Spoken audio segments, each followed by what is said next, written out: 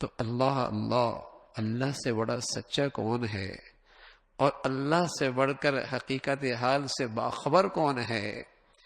اللہ کہہ رہا ہے فَلَا تُعْجِبْكَ أَمْوَالُهُمْ وَلَا أَوْلَادُهُمْ وَلَا تُعْجِبْكَ أَمْوَالُهُمْ وَأَوْلَادُهُمْ، ان کے اموال اور ان کی اولاد آپ کو تعجب میں نہ ڈالے کہ یہ اللہ کا نافرمان اور اتنا خوشحال اور ان کے پاس اولاد جیسی بڑی نعمت، فرمایا تعجب میں نہ ڈالے۔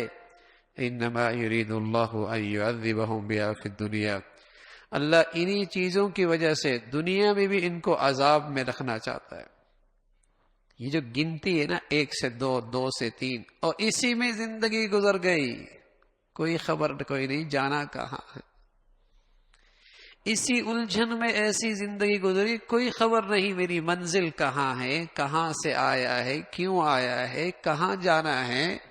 لیکن 1 سے 2، 2 سے 3 کرنے کے چکر میں ایسا پڑا اپنی منزل کی خبر ہی کوئی نہیں۔ فرمایا اسی میں رکھ کر انہیں عذاب دینا چاہتا ہوں۔ وَتَزْهَقَ أَنفُسَهُمْ وَهُمْ كَافِرُونَ، اور کفر کی حالت میں تاکہ ان کی موت آئے۔ اس سے بڑا عذاب اور اس سے بڑی مصیبت، اس سے بڑا عذاب اور اس سے بڑی مصیبت اور کیا ہو سکتی ہے کہ آدمی کی موت کفر پہ آ جائے۔ دنیا میں اس سے بڑی کوئی مصیبت کوئی نہیں، اس سے بڑی مصیبت کوئی نہیں کہ آدمی کی موت کفر پہ آ جائے۔ تو میرے عزیزو، اللہ کے ہاں مقبولیت کی علامت دنیا کی ظاہری خوشحالی نہیں ہے، اللہ کے ہاں مقبولیت اللہ کی فرما برداری اور اطاعت ہے، چاہے وہ جھونپڑی والا کرے، چاہے وہ کوٹھی والا کرے، چاہے پھٹے پرانے کپڑوں والا کرے اور چاہے زرق برق لباس والا کرے، اللہ کا فرما بردار ہے، خوش نصیب ہے۔ یہ اللہ کے یہاں مقبولیت ہے۔ کسی کی ظاہری زندگی ٹھاٹ باٹ دیکھ کر یہ نظر نہ جائے بڑا خوش نصیب ہے، بڑے اقبال بلند ہیں، بڑی قسمت اچھی ہے۔